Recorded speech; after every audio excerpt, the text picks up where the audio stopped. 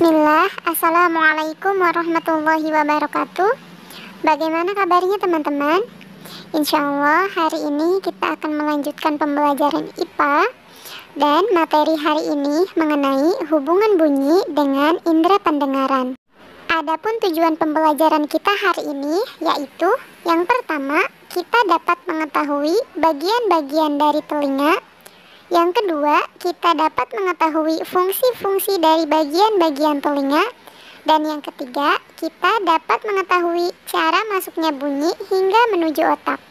Oke teman-teman, kita awali pembelajaran hari ini dengan membaca doa bersama-sama. Allahumma inni as'aluka ilman nafi'an wa rizqan thayyiban wa amalan mutaqabbalan. Amin.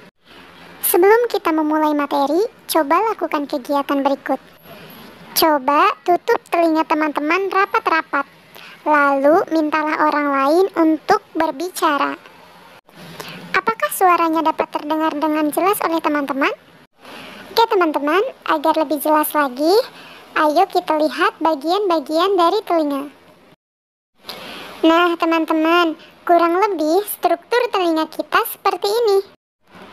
Ada bagian luar telinga, kemudian telinga bagian tengah, kemudian telinga bagian dalam, lalu ada daun telinga, lalu ada lubang telinga, kemudian ada gendang telinga, lalu ada tulang martil, tulang landasan, dan tulang sanggurdi, lalu ada 3 saluran setengah lingkaran, lalu ada saraf pendengaran, lalu ada rumah siput, dan saluran stasius. Selanjutnya, kita akan mencari informasi tentang fungsi dari bagian-bagian telinga. Bagian yang pertama yaitu daun telinga, berfungsi untuk menangkap getaran bunyi. Yang kedua ada lubang telinga, berfungsi menyalurkan bunyi ke gendang telinga. Bagian yang ketiga ada gendang telinga, merupakan selaput tipis yang berfungsi menangkap bunyi dari lubang telinga. Bagian yang keempat yaitu tulang martil, tulang landasan, dan tulang sanggurdi. Tulang-tulang ini disebut dengan tulang-tulang pendengaran, berfungsi meneruskan getaran suara ke rumah siput. Getaran suara tersebut berasal dari selaput gendang menuju telinga bagian dalam. Bagian yang kelima ada 3 saluran setengah lingkaran, berfungsi sebagai indera keseimbangan tubuh. Bagian yang keenam ada saraf pendengaran, berfungsi mengolah gelombang suara dan menyalurkannya ke otak. Bagian yang ketujuh ada rumah siput, berfungsi sebagai penerima getaran suara dari tulang pendengaran. Getaran suara yang diterima akan diteruskan ke saraf pendengaran. Lalu ada saluran stasius, merupakan saluran yang berfungsi menghubungkan telinga dengan pangkal tenggorokan atau faring. Saluran ini berfungsi mengatur tekanan udara di dalam dan di luar telinga agar tetap seimbang. Nah teman-teman, itu adalah bagian-bagian dari telinga dan juga fungsinya. Lalu bagaimana caranya bunyi bisa sampai ke otak kita hingga kita bisa mengidentifikasi bunyi yang sedang kita dengarkan. Oke teman-teman, selanjutnya kita akan membahas tentang proses bunyi hingga sampai ke otak.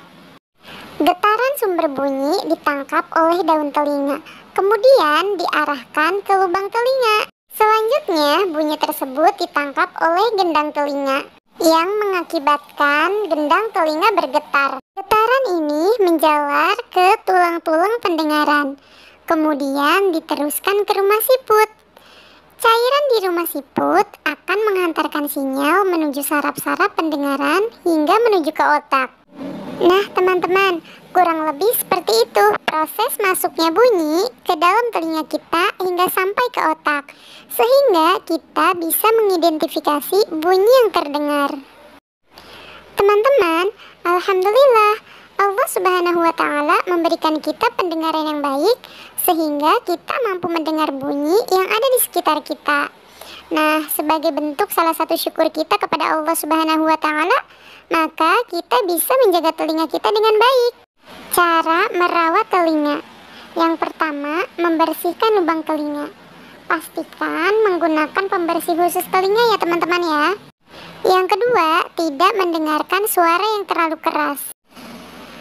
Suara yang terlalu keras atau bising dapat mengganggu pendengaran kita. Suara bising di atas 85 desibel dan terus-menerus terdengar selama 8 jam dapat menyebabkan telinga kita terasa sakit. Bunyi atau suara yang sangat keras juga dapat memecahkan gendang telinga kita loh. Karena gendang telinga hanyalah selaput tipis yang mudah pecah dan juga mudah robek. Nah, untuk itu teman-teman, pastikan hindari suara bising atau suara keras ya. Jika kita tidak merawat telinga dengan baik, bisa jadi kita terkena beberapa penyakit atau gangguan pada telinga. Gangguan pada telinga yang pertama ada otitis media. Otitis media adalah infeksi pada telinga bagian tengah. Akibatnya, pada rongga telinga terbentuk nanah. Nanah tersebut dapat mendesak gendang telinga hingga pecah. Gangguan yang kedua yaitu otosklerosis. Otosklerosis adalah tumbuhnya tulang-tulang pada telinga bagian tengah secara berlebihan. Akibatnya, pengantaran suara terhalang dan pendengaran pun terganggu. Alhamdulillah, pembahasan kita hari ini sudah tuntas teman-teman.